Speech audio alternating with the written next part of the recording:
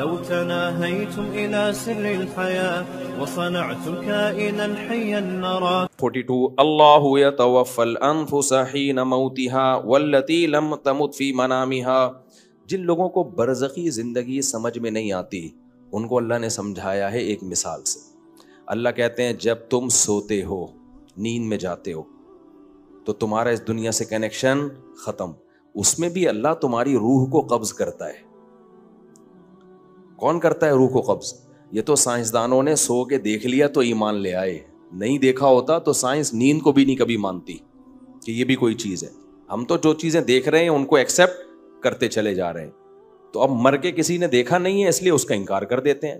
تو اللہ کہتے ہیں جیسے نیند میں تمہاری روح اللہ قبض کر لیتا ہے تو ایسے ہی سوتے میں بھی تمہاری روح قبض ہوتی ہے. نہ نیند میں فنا ہوتے ہو نہ موت کے بعد فنا ہوتے ہو. سارا کھیل کس کا ہے؟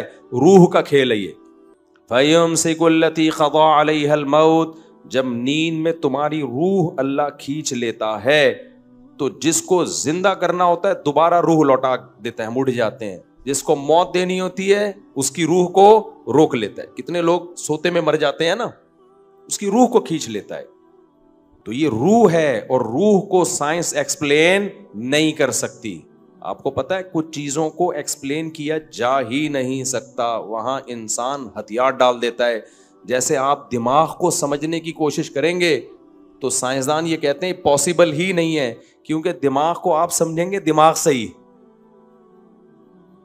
تو اس کے لیے کوئی آپ کے دماغ سے اوپر کا دماغ ہوگا جو آپ کے دماغ کو پڑھے گا, پھر آپ سمجھ پائیں گے. اور اوپر کا دماغ, اوپر سے مراد ہمارے مینٹل لیول سے اوپر کسی کا مینٹل لیول ہوگا تو وہ سمجھے گا, وہ اللہ ہی سمجھ سکتا ہے.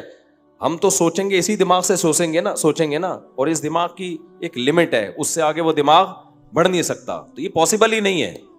سمجھتا ہو کہ نہیں سمجھتے ہو؟ تو اسی طرح سے روح کا بالکلیہ سمجھنا یہ کسی کے لیے ممکن ہے ہی نہیں. اور روح ہی حیات ہے, لہذا حیات کو حقیقی معنی میں سائنس ایکسپلین کر ہی نہیں سکتی. اللہ نے اس کو 2 لفظوں میں ایکسپلین کر دیا کہ اللہ کی کلمہ کن کی طاقت سے جو انسان میں زندگی پیدا ہوتی ہے اس زندگی کا نام کیا ہے؟ حیات ہے. سمجھتے ہو کہ نہیں سمجھتے ہو؟ اسی سے یہ بھی پتا چل گیا کہ جناب پھر وہی اختلافی مسئلے آ جاتے ہیں. ہم آ گئے تو ایک جلدی انہوں نے نمٹانے دو نا, یہ بھی اجماعی مسئلہ ہے نا حضرت عیسیٰ کی حیات. جناب پروفیسر غامدی صاحب کہتے ہیں کہ قرآن مجید میں آتا ہے یا عیسیٰ انی متوفیکا, اے عیسیٰ میں تجھے وفات دوں گا, ورافعک الیہ, اور میں تجھے اپنی طرف اٹھا لوں گا. تو غامدی صاحب کہتے ہیں دیکھو وفات دوں گا کا مطلب تو موت دینا ہوتا ہے, اس کا مطلب اللہ نے عیسیٰ کو موت دی ہے. اس آیت سے پتہ چل رہا ہے کہ وفات کا اصل مطلب عربی میں موت نہیں ہوتا. موت کے معنی میں یہ لفظ استعمال ہوا تو ہے لیکن اس کا اصل مقصد موت نہیں ہے. اگر موت ہوتا تو دیکھو اللہ یتوفی الانفس, اللہ روحوں کو کھینچ لیتا ہے حین موتہا, ان نفس کی موت کے وقت. اب یتوفا کا معنی اگر موت دینا ہوتا تو کیا مطلب اللہ روحوں کو موت دے دیتا ہے انسان کے موت کے وقت؟ یہ مطلب ہوتا. اللہ تو کہہ رہے ہیں جب تمہاری موت کا وقت آتا ہے میں روح کو یتوفا وصول کر لیتا ہوں. یہاں موت ترجمہ کسی بھی صورت میں ہوتا ہی بن ہی نہیں سکتا. دیکھو توفا کا لفظ نکلا ہے وفا سے. اردو میں وفا کسے کہتے ہیں؟ پورا پورا چکا دینا, اسی کو کہتے ہیں نا وفا. یہ جو خشک موضوعات ہوتے ہیں میں ترنم سے اس لیے پڑھتا ہوں تاکہ سمجھ میں آ جائے, آرام سے, پیچیدگی میں نہ جائے. کہتے ہیں نا فلاں نے وفا کی ہے میرے ساتھ, کیا مطلب میں نے قربانی دی تھی, اس نے اس قربانی کا پورا پورا بدلہ چکایا. وفا پورا پورا کسی کو کوئی چیز دے دینا, اور توفا باب تفعل میں پورا پورا وصول کر لینا. تو توفا کا اصل معنی عربی میں وصول کرنا ہے, موت دینا نہیں ہے. اگر باڈی روح کے ساتھ وصول کر لی تو اس کا مطلب کیا ہے؟ پورا جسم وصول کر لیا.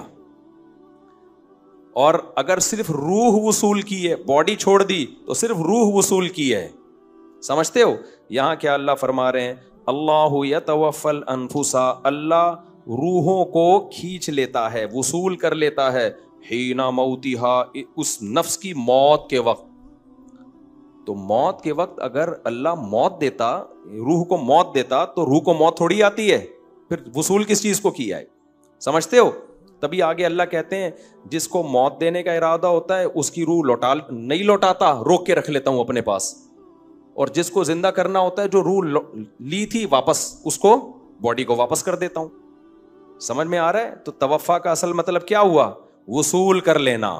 ہاں موت کے معنی میں استعمال ہوا ہے لیکن اصل مطلب اس کا وصول کرنا. اب میں آیت کا ترجمہ کرتا ہوں. اللہ کہہ رہے ہیں عیسیٰ علیہ السلام کو, یا عیسیٰ انی متوفیکا, اے عیسیٰ میں تجھے وصول کر لوں گا, ورافعوک الیہ, اس کی صورت کیا ہوگی, کس طرح سے اللہ تو مجھے وصول کرے گا, رافعوک الیہ, یہ عطف تفسیری ہے, آگے ڈیٹیل بیان کر رہا ہے یہ, واو, رافعوک الیہ, میں تجھے اپنی طرف اٹھا لوں گا, پوری باڈی سمیت تجھے اٹھاؤں گا میں اپنی طرف, اس طرح سے میں تجھے وصول کروں گا. سمجھتے ہو کہ نہیں سمجھتے ہو؟ اس لیے غامدی صاحب نے اس آیت کے ترجمے میں ڈنڈی ماری ہے, سمجھتے ہو؟ تبھی میں کہتا ہوں اسلاف سے علم لوگے تو فائدے میں جاؤ گے, اس زمانے کے لوگوں سے پوچھو گے تو ضلوا واضلوا, خود بھی گمراہ ہوئے اور تمہیں بھی گمراہ کریں گے. تو یہ امت کا اجماعی عقیدہ ہے, حضرت عیسیٰ علیہ السلام پر موت واقع نہیں ہوئی ہے اور حضرت عیسیٰ آسمانوں پہ زندہ ہے, اور حدیث میں آتا ہے لا تجتمع امتی علی ضلالہ, میری امت گمراہی پہ جمع نہیں ہو سکتی. تو جب امت کا اجماعی عقیدہ ایک دفعہ بن گیا کہ حضرت عیسیٰ زندہ ہیں تو اب اس سے انحراف کرنا کسی بھی دلیل کی بیس پہ جائز نہیں ہے. سمجھتے ہو کہ نہیں سمجھتے؟ آگے چلتے ہیں ہم. اللہ نے انسان سے ایک شکایت کی ہے, فَإِذَا مَسَّ الْإِنسَانَ ضُرٌّ دَعَانَا. اللہ کہتے ہیں جب انسان کو کوئی ٹینشن ہوتی ہے نا, گڑ گڑاتا ہے ہمارے سامنے, سارے نیک شریف شرفا قسم کے بنے ہوئے ہوتے ہیں. ثُمَّ إِذَا خَوَّلْنَاهُ نِعْمَةً مِنَّا, جب مصیبت دور کر کے ہم اسے خوشیاں دے دیتے ہیں, قَالَ إِنَّمَا أُوتِيتُهُ عَلَى عِلْمٍ عِنْدِي, ایکچولی میرے پاس ایک نالج ہے, میں نے اس کی ایک تدبیر اختیار کی ہے, اس کی وجہ سے مجھے یہ نعمت ملی ہے. اللہ کہاں بھائی, اللہ کا اس میں کیا لینا دینا ہے؟ میں کیوں نماز روزہ شروع کر دوں, داڑھی رکھ لوں, میں عورت ہوں تو پردہ کر لوں؟ ٹینشن تھی, ابے تو پھر اس ٹینشن میں کیوں اتنا پریشان تھا؟ یار اللہ سے دعا مانگو, یار کوئی وظیفہ بتا دو, ہے بھائی؟ بول دیتا یار یہ تو ٹینشن آئی ہے تو مجھے اللہ سے مانگنے کی بالکل بھی ضرورت نہیں ہے. کیا ہوتا ہے دیکھو, بیمار ہوتے ہیں نا تو وظیفے بھی مانگ رہے ہیں, دعائیں بھی مانگ رہے ہیں, جھاڑ پھونک بھی کروا رہے ہیں, یہ بھی کر رہے ہیں, وہ بھی کر رہے ہیں, اور دل میں خیالات بھی آ رہے ہوتے ہیں, یار اللہ ٹھیک کر دے تو اب میں نماز پڑھوں گا انشاءاللہ. جب ٹھیک ہو جاتا ہے, ایکچولی اصل میں ڈاکٹر صحیح نہیں تھا جس سے میں کائنڈلی پہلے علاج کرا رہا تھا, غلط دوا دے دی تھی, اب صحیح دی. ابھی میں نا بہت عرصے بعد اتنا لمبا بیمار ہوا ہوں رمضان میں نا, ورنہ مجھے ہوتا ہے گلا خراب ہوا 2-4 دن میں ٹھیک, یہ بہت کوئی ڈاکٹر نے بتایا کہ وائرل پھیلا ہوا تھا, وہ اٹیک کیا تھا اس نے.